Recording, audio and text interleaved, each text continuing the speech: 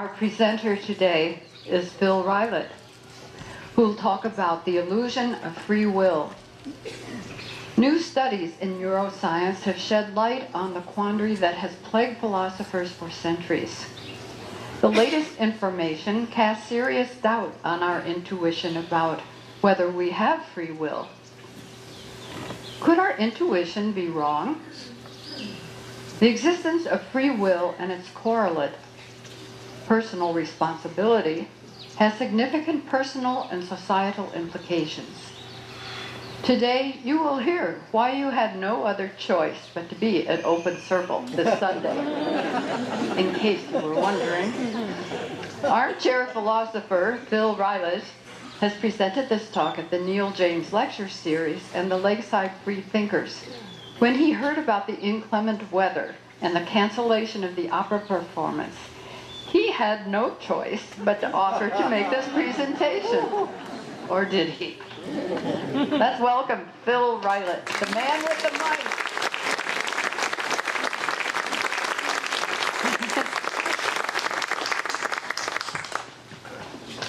Well, good morning. Good morning. I'll take your mics on.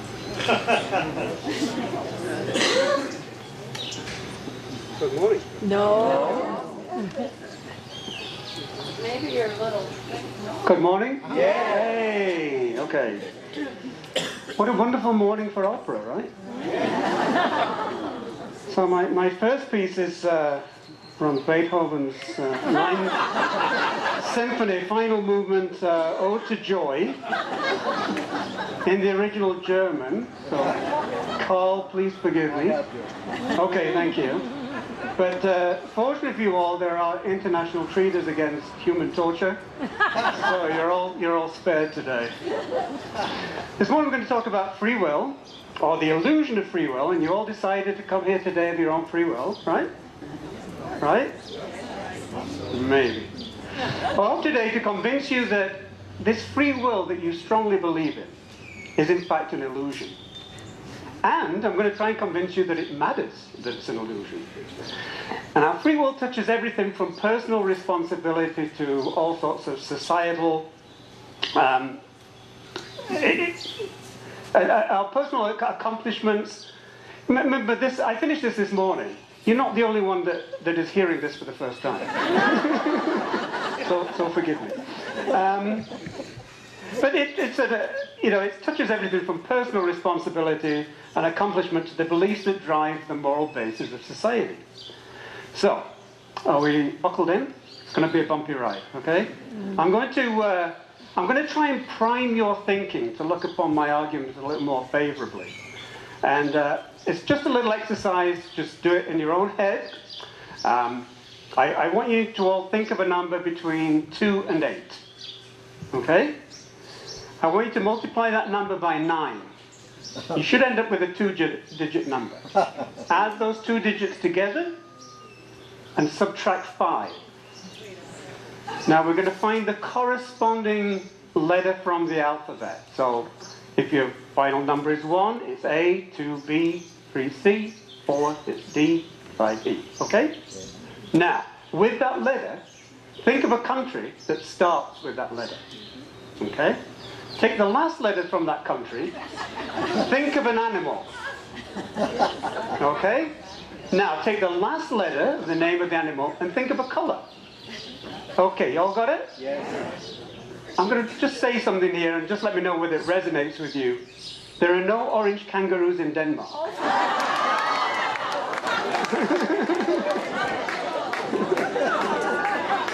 Yeah?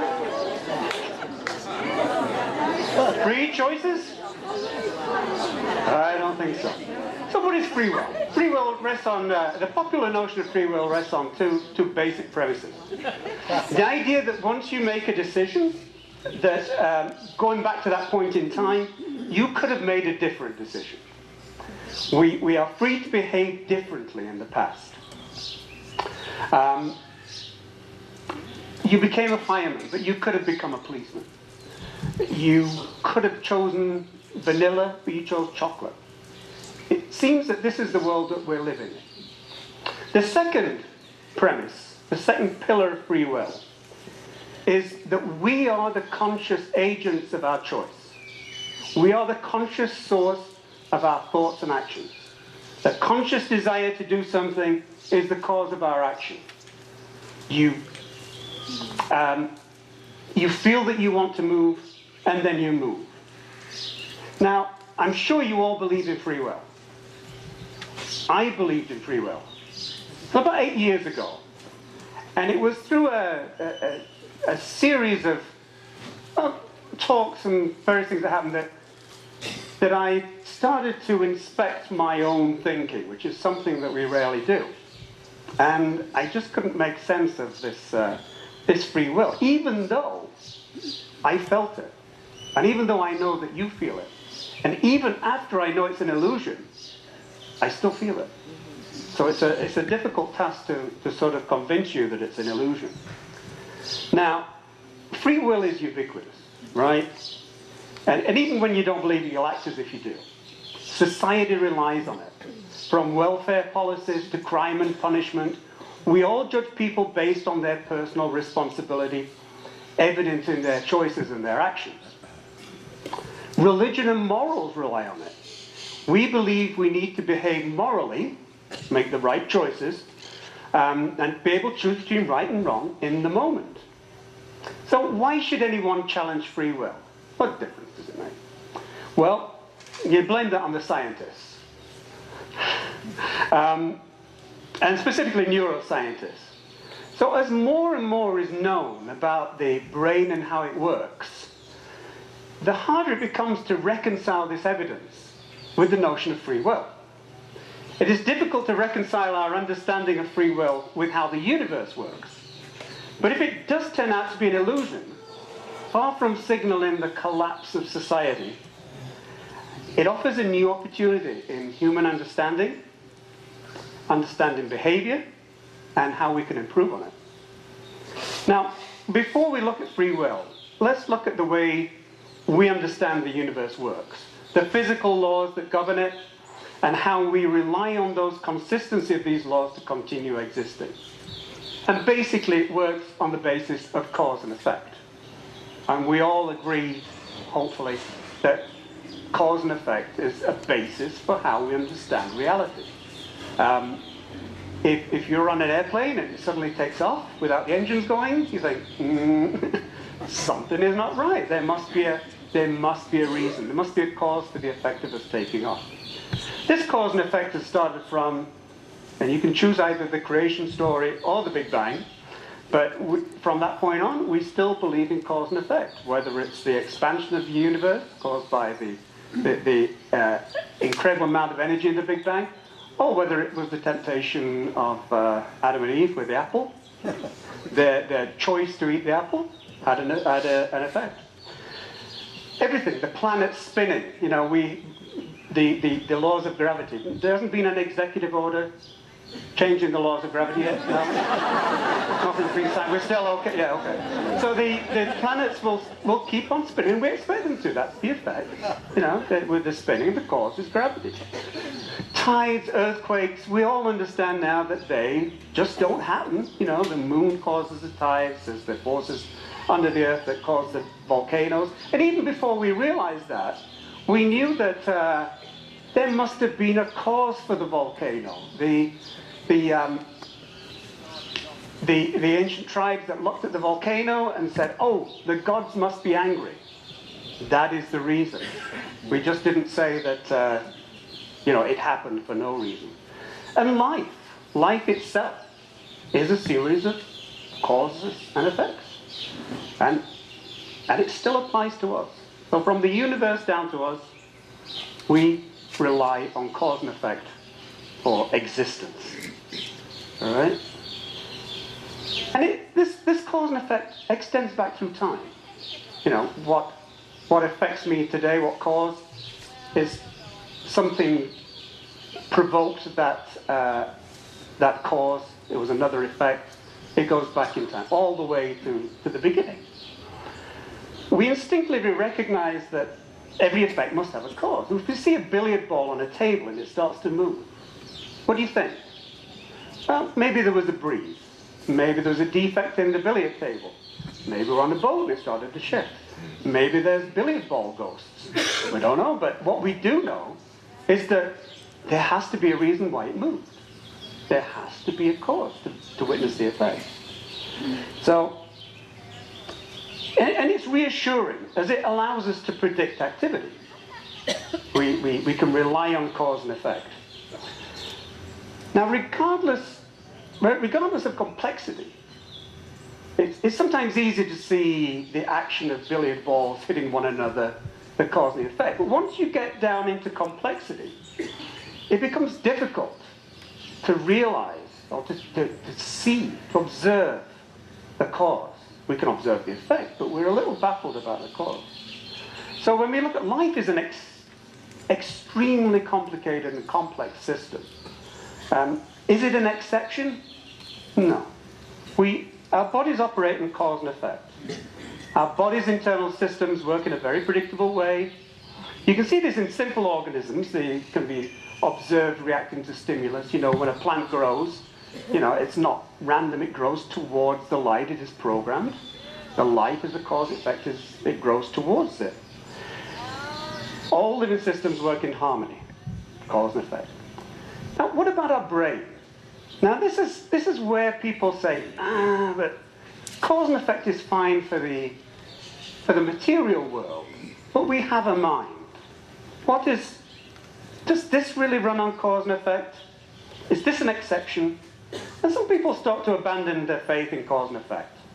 Now, we all sort of agree that things like balance or circulation, respiration, digestion, these are all going on. You know your brain has some control over it.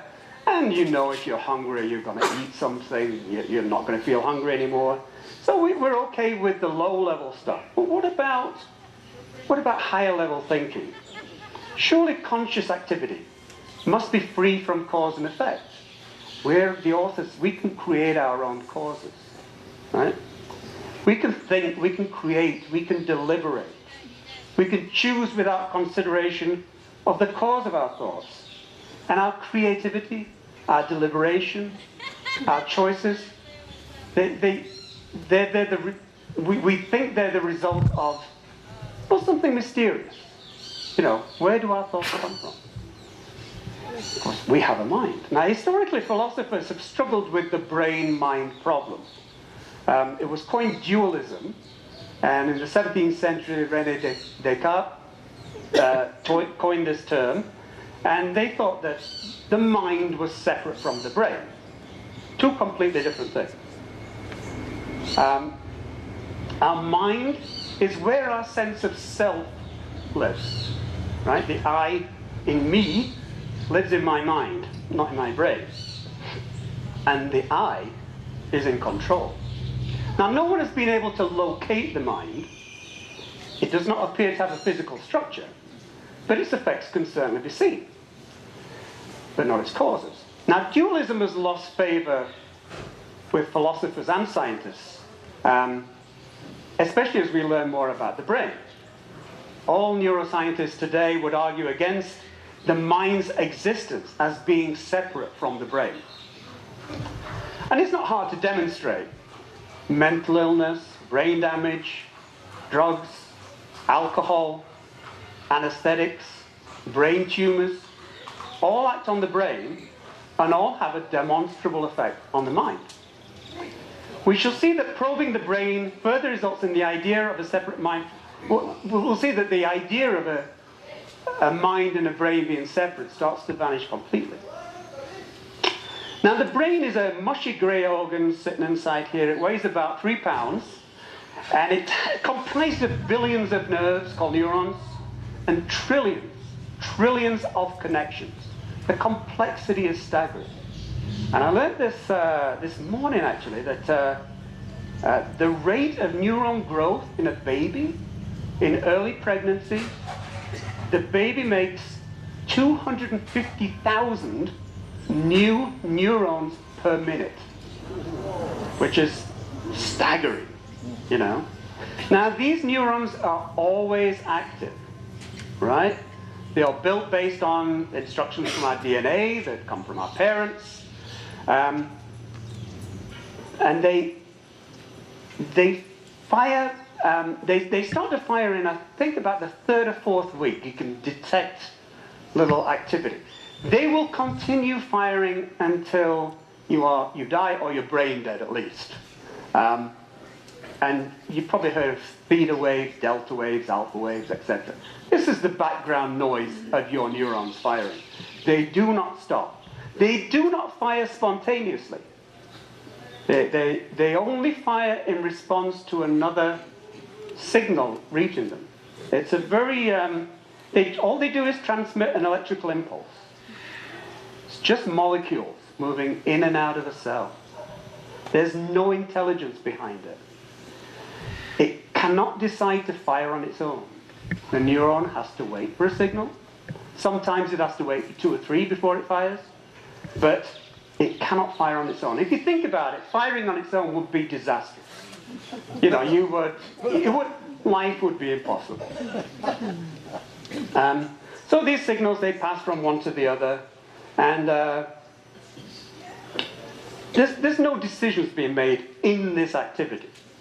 It's a very simple rule, and it relies on cause and effect. It is the staggering number of neurons and connections that makes tracking this pattern very difficult and hard to reconcile with cause and effect. It is just too complex to get our hands around. But technology is slowly starting to tame some of this complexity. And with it, our notions of agency and identity, they start to lose their footing. Now, brain problems give us some insight into the relation between brain and purposeful activity. Epilepsy is a disease, it's a defect in an area of the brain that causes an unsynchronized flood of activity across the neurons. Now, the cause of epilepsy is a structural defect. You can mitigate this with medication, or if it's really bad, you can try and solve the problem with surgery. And once the defect is removed or obliterated, the patient can expect to see a reduction in seizure activity. Now, the aim of the surgery is to remove the damaged area without harming any of the healthy brain. And the way they do this is they anesthetize the scalp, they peel it back, they make a little hole or a little opening into your skull, and then they put probes, little electrodes, into your brain to try and find out where the damage is. And they can stimulate these electrodes. Now, the brain has no pain, no pain nerves. You cannot feel pain actually in your brain. So the neurosurgeon will test these, and what he's trying to do is find out whether stimulation of this provokes an epileptic seizure, or whether he knows to look elsewhere for the area that's damaged. Now, there was a case in I think it was the 60s or 70s when they were doing this, and they had a lady had bad epileptic seizures, and they found the point was here at the front. They put probes in, and as they're testing her, she's awake. It doesn't require anesthesia. And they'll say, can you feel that? You know, what is that doing, as they move the probe and try each neuron. And the scientists hit a point, and she smiled. When they stimulated, she smiled. They turned it up. They turned the stimulus up, and she started to laugh. They turned it up further, just, in guffaws of laughter. Not only that, when asked, she said she felt joy. So they stimulated it, she smiled, she felt joy. Stimulated it more, she felt a joy was even more intense. What was even more interesting was that if that subjective sensations were not enough, the scientists asked her why. Why was she smiling or laughing? Every time, the lady had a reason. Even though she was not the cause of her laughter. She would say, oh, your tie is really funny, You see that nurse over there, her hairstyle? Oh, that's hilarious. She would always have a reason why she found the stimulation to be funny, even though she had nothing to do with it.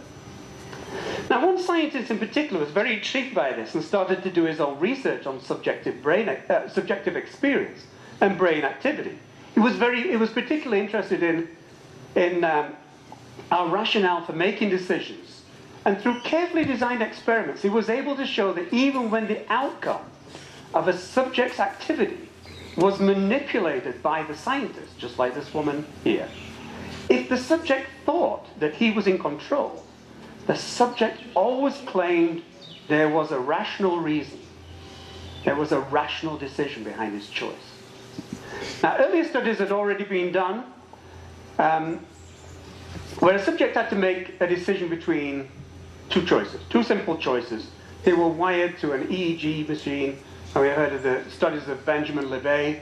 It started the original controversy. He was actually looking for the mechanism of free will. What he found out was that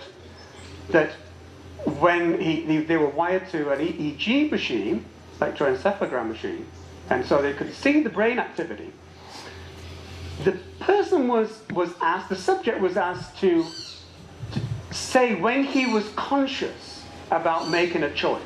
Maybe it was just left or right switch, right?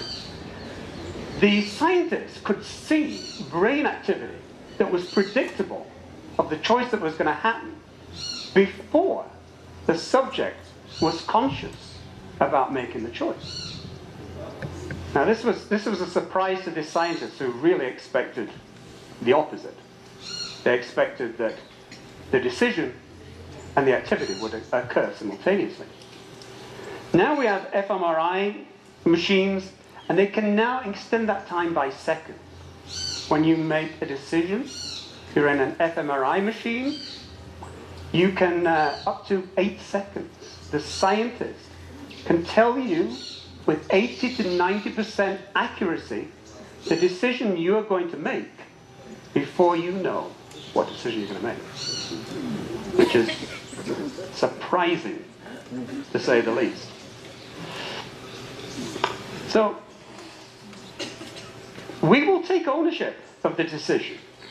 Even if at times we don't want to admit it to anyone else. We still believe that we made the decision, regardless of what the scientist has known for 8 seconds before we do it. We still talk about we making the decision, we taking the responsibility. And this is the other pillar of free will, the agency aspect. I did it. I deliberated. I decided. But who is this I? And where is it to be found? Well, if you look at multiple personality disorders, this certainly presents a challenge for the locus of this I. Sufferers of split personality can manifest up to as many as 60 personalities. They have no control as to when the personality will change or which one it might change to. Decisions made by one may be completely at odds with the decision made by another. The memory of that decision may not exist. Its rationale quite mysterious. Can these multiple I's be located? No. The overall brain pattern might differ from one personality to the next, but the various minds in control cannot be isolated. So who are we? It boils down to this. Do we have thoughts, or are we thoughts? Do we possess our thoughts, or are our thoughts what make us us? Are we more than our brains? And if so, where are we? And how much control do we have? Do you create your thoughts? Now close your eyes for a moment. We'll have a little impromptu meditation. Can you clear your mind and keep it clear of all thoughts? Or do thoughts just arise? That is why meditation is hard. In fact, I can do a better job of controlling your mind than you can. Okay? So keep your eyes closed. Think of a green elephant. Okay? Think of the green elephant. Now this green is completely green except for its trunk. Its trunk is bright orange. So you got that image in your mind? Okay? Now let's test your ability to control that thought. Now don't think about that green elephant. Right, don't think about that green elephant with the bright orange trunk. Don't think about it. Okay, everybody not thinking about it? Okay, now you can open your eyes, if you want to, it's your choice. So were you able to control your thoughts and not think about that green elephant? It's not possible. We do not have thoughts, we are thoughts. Thoughts define us. Where do they come from? And why can't they be controlled? What was your first thought? What was your last thought right now? Has it changed? What about all the thoughts in between? Why do you think the way you do? Because you're smarter than everyone else? No doubt. Your thoughts are the result of everything that has happened to you. The things you had no control over. Your parents, your genes, your race, your gender, your basic physical attributes, your place of birth, your time in history when you were born. None of these you had control over, but they all factor in to who we are.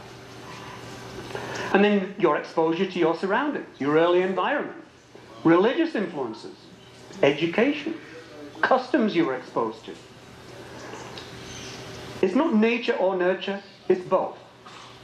Every action you observed, every exposure to a new idea, every conversation, every reaction, all this subconsciously stored, collected, and stored, all its influences and all your subsequent action and behavior is based on everything you have accumulated to this point. It is a very, an incredible, intricate dance with untold partners lasting your whole lifetime. Everything you do is based on everything that has happened to you and how you are genetically coded. There's nothing else. Whether what has happened to you is via intention or luck, good or evil, your experience is unique and your reaction is equally individual. So when you make a decision or a choice, just think about the vast amount of input that you have had in a lifetime. Billions of decisions, actions, and reactions. You are what you think. You cannot escape it. Your decisions will be based on that totality of experience. Where else would your deliberation come from? Why would you even need a conscious self to act as an outside coach in the decision-making process? Really, your consciousness is there to protect a fragile agency. We like the idea of being in charge. We cling to that. Why do you prefer vanilla ice cream over strawberry? Why do you like Chopin over Tchaikovsky? Why are some people Republicans? And some people... and others Democrats? Why are some people lazy and others hardworking? Can we choose the opposite? Can we choose to think the opposite? It was once believed that homosexuality was a choice. Some may still feel that way. But why would teenagers commit suicide over the anguish of being gay in the straight world? When it was illegal to be a homosexual in the UK, it was a crime. Why wouldn't a gay person just choose to be attracted to the opposite sex? It sounds ridiculous, and it is. Tomorrow, try being gay for a day. Right? And by that I mean truly be attracted to the same sex. Or if you're gay, you can be hetero for the day, okay? You think it's possible? Truly be attracted to the opposite sex. Tomorrow, try a food that you hate today. Try liking that flavor that today you hate. Try choosing to support the opposite political party. Well, there's a challenge. And don't just pretend, but embrace the opposing point of view. You can't do it. Let's take something more serious. A person commits a murder. We look at that person, we make a judgment. We believe at the time he could have chosen not to kill and is therefore personally responsible. But what about all the events that led up to that moment? What was his mental state at that point? Was he tired because his neighbours had a crazy party all night? Was he mad and irritable for the same reason? Had he recently been laid off? Or was work piling up? Was he abused as a child? Was unable to connect with friends, a loner? Was he ignored by his parents, and did he miss out on many of life's lessons? Did he have a genetic disposition to anger or to violence or to react quickly, have poor impulse control? As sickening as I find his behavior, I have to admit that if I were to swap places with that person, atom for atom, molecule for molecule, I would be him. There is no extra bit of me that could resist the impulse that he is feeling. And if I had all the experiences, recent and distant, that this murderer had, I would behave exactly like him. If I were in this person's shoes with identical genetics, experiences and brain, I would behave as he did, and for the same reasons. I can be no more responsible for the structure and behavior of my brain than I can my height. It is just luck. I would have to be very unlucky to have the brain and mind of a psychopath. We don't like to hear this about luck. It seems to go against our feelings of personal responsibility. But if we found out later that this murderer was unlucky enough to have a brain tumour, and that brain tumour was in the part of the brain that expresses violent impulses, then are we likely to view this person as a victim? Are we more likely to view this person as a victim? A victim of biology? I would argue that the activity of the brain is the same with or without a tumour. It is the same neurons firing. It is the same endless causal chain of brain activity.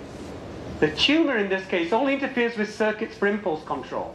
The same problem could have occurred with brain developed, sculpted by poor genetics and being negatively perceived in various life events. Either way, if we are victims of our brain, our notion of guilt has to radically change. I use victim in the sense that it's beyond our control. And if we pay attention carefully to our thoughts, we can see this quite easily. Remember our friend the green elephant with the orange trunk? I provoked that thought. But just sit still in silence for a while as you remember. Thoughts spring up. In meditation, you are constantly reminded that this will happen.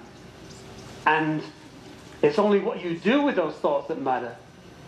And it's not a question of being able to control the situation and stop the thoughts from arising in the first place. So where did they come from? What will the next one be? We have no idea. To say you do would be to say that you can think about something before you think it. Now, you all made an effort to be here, right? And as you sit here trying to figure out what I'm talking about, thoughts spring up. A little voice is telling you something. Your mind starts to wander. Thoughts come up that have nothing to do with this talk. Perhaps it's the clouds, or the trees, or the birds. Perhaps it's something on the collar of the person sitting in front of you. If you don't control your next thought, what does it mean to say you have free will? You are unaware of the brain processes that delivered that thought to your consciousness. It's the same with decisions. The lab experiments I described earlier showed that the decision is made subconsciously before you are aware of making it. And this doesn't mean that you are not making decisions. Obviously you are. You decided to come here. You decided to wear whatever you're wearing. You decided what to have for breakfast. You are making decisions. My challenge is, are we truly the conscious author of those decisions? The unconscious is by definition not open to our inspection. It is difficult to take credit for something we are not aware of. Areas other than the brain are operating outside of our consciousness. You are at this moment all making red blood cells. If your body stopped making them, you would not be responsible for that situation. In fact, you would be a victim of that situation.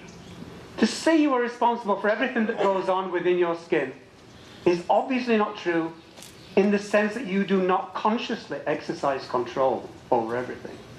And that must include your brain.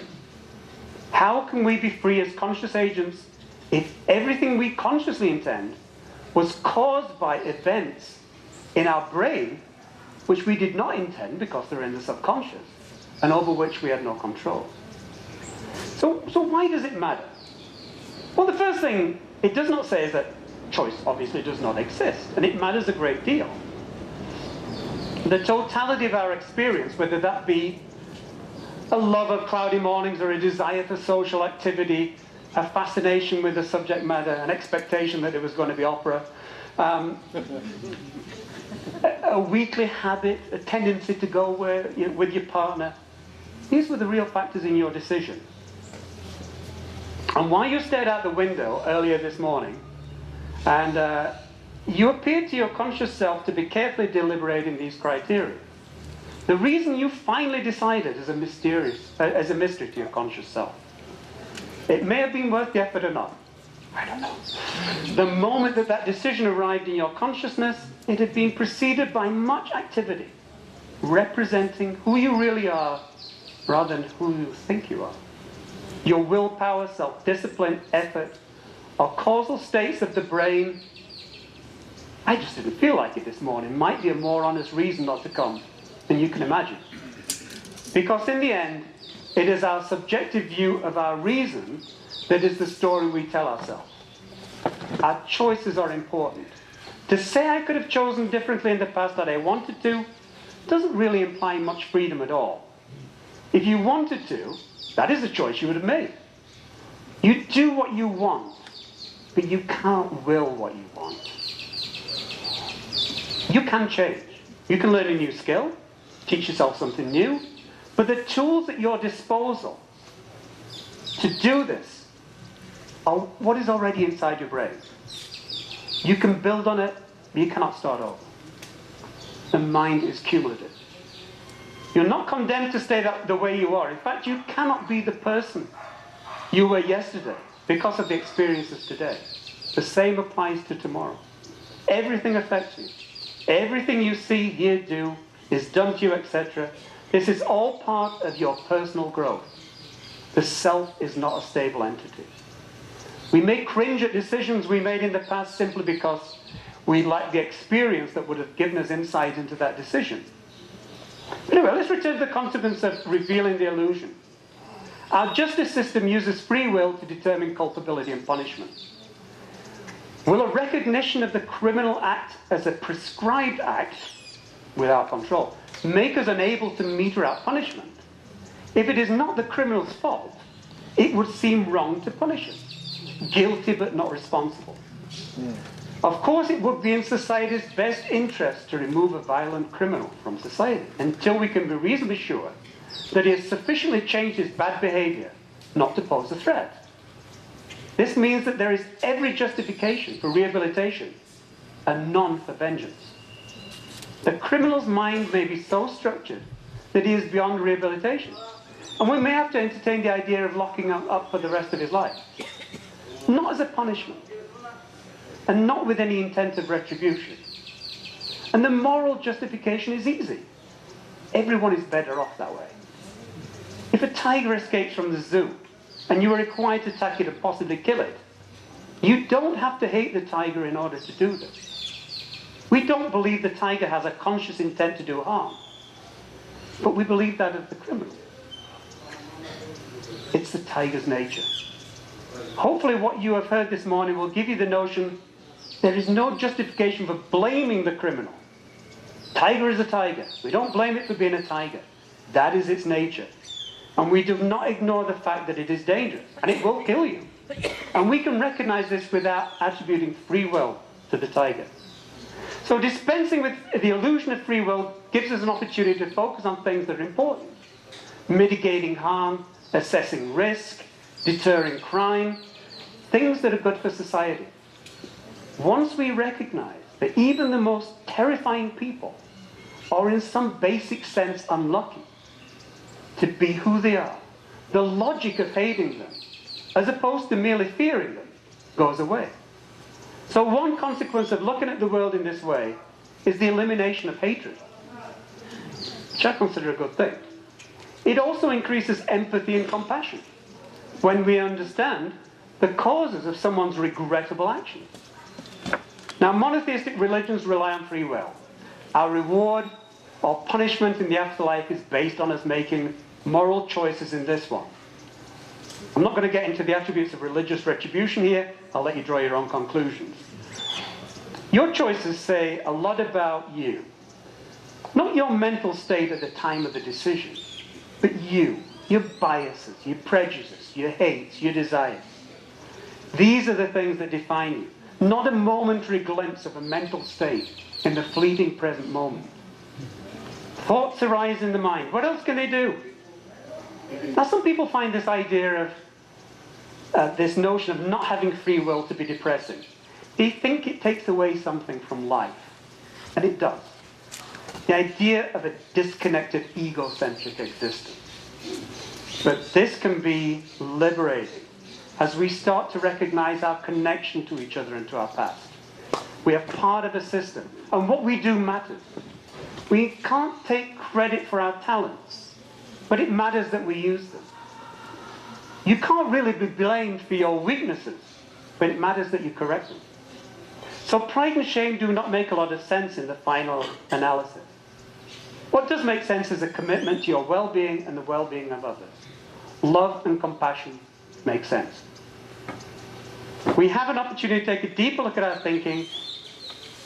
We have had an opportunity to take a deeper look at our thinking.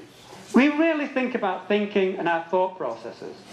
I hope this morning I have given you a glimpse into this process and the positive consequences of seeing our current understanding of free will as an illusion. A strong illusion, but an illusion nevertheless.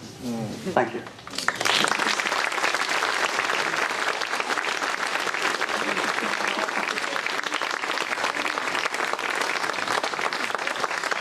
I think we have time for just a few questions, but if you feel like you have to leave, it's just about that time. Go quietly out the door.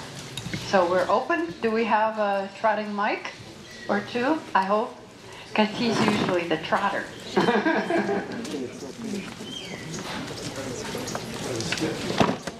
I was given a choice of microphones. This is my favorite subject, and I've studied it quite a bit. So my question is neuroscience the great liberator of humankind or the great negator of humankind? Because what you said at the end, you turned it around and you're really talking about these human values and being humble within the light of the great unknown. So how do you feel about that? Because you can go the other direction. You can be completely negative and say, well, what's the point? Well, science should be neutral on the issues. You know, it's how our interpretation of its observations that we can we can discuss and define. I believe that it offers us the opportunity to recognize what is really happening rather than our egocentric point of view. And from that, it is only logical that we become more compassionate because we recognize the love or lack of it that puts us where we are today. And we can be a little more empathetic towards our fellow man.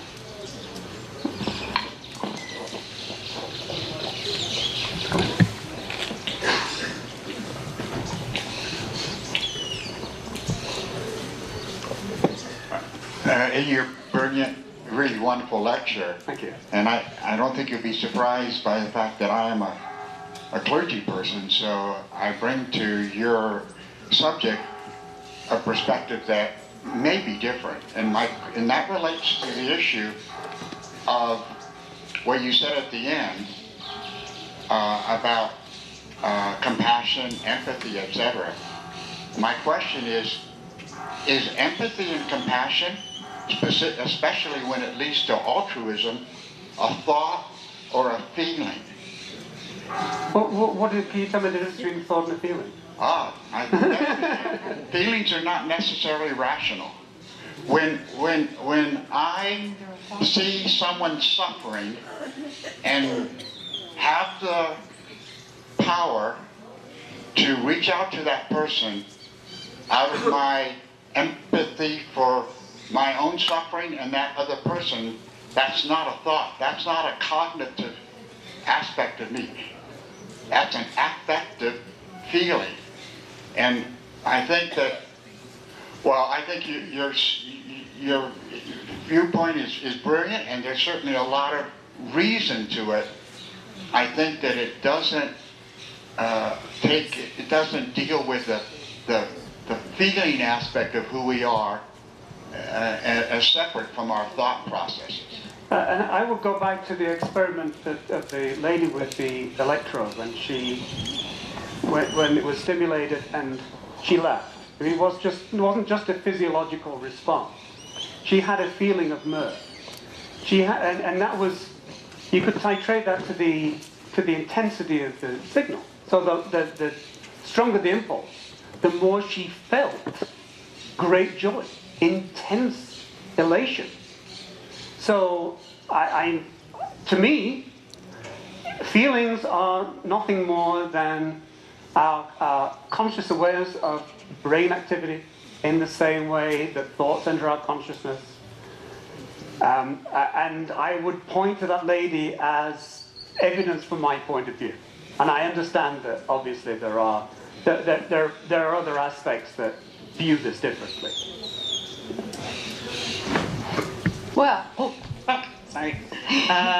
I just wanted to ask you if you believed that it's possible to improve the way you feel and think consciously by looking at how you feel and respond or react subconsciously in using focused effort and focused attention and conscious effort. Well, introspection into our thought processes is extremely important and can influence, how we behave. It is very difficult to raise yourself up by your own bootstraps. Yeah. You weren't born. Right, it is difficult. You weren't born thinking about you can improve yourself. Somewhere along your life, you have been convinced that this is possible. You've heard ideas, you've heard arguments against it, which, based on other ideas, you may have rejected. So you have formulated your thoughts and feelings about this subject. And of course, in your case, with that influence, with that cumulative knowledge and experience, you can respond to that as an effect. The cause was everything that's happened in your life.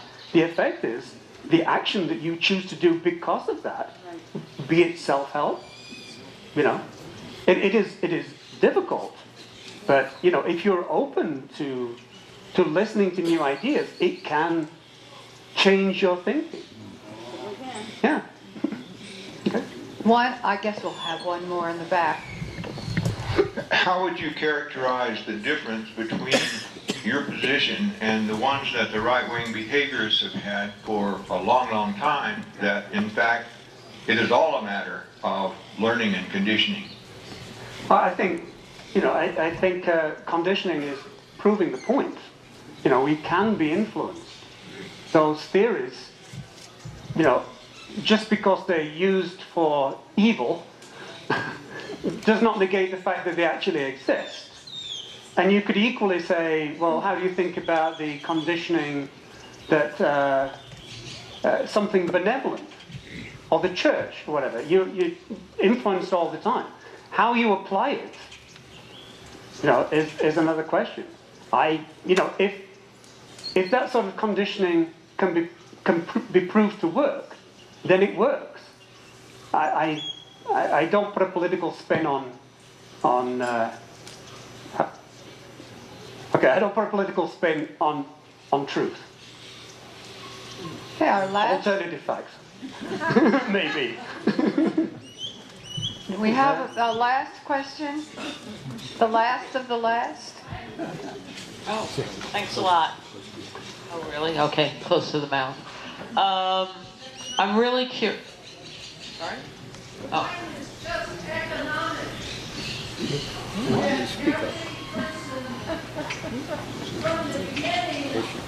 You need I'm a sorry. Wait, but okay.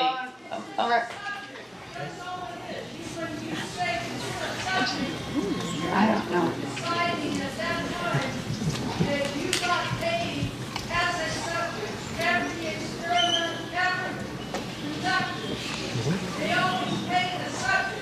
I'm sorry, but our policy is to speak only with a microphone so all can hear. Yeah. So we'll have our. Okay, maybe this is off topic then, I don't know anymore. Okay. Specifically, and I don't want to get involved in politics either, but self-radicalization. That's a subject that's been used many times over the last several years in terms of people getting involved in very radical ideas. How do you see that, if at all, in terms of, are they thinking, is it free will? Is it to me, everything is always a recipe, nothing is ever specific to that. There is no right or wrong, it's just a recipe. But how do you, based on free will or lack thereof, can explain something as really destructive as that, regardless of this political spin? No political spin on this. I'm not saying left, right, middle, whatever. I understand, but your question was self-radicalization. And I would argue that there is no self-radicalization. The self part doesn't come into it. If you were isolated somewhere, there's no way you could become self-radicalized without influences, ideas, media, whatever religious influences, parental, societal influences in that particular environment that you're in. That will radicalize you.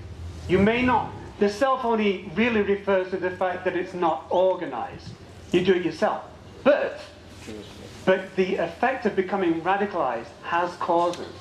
And those causes you can find on the internet. You can find them being preached by,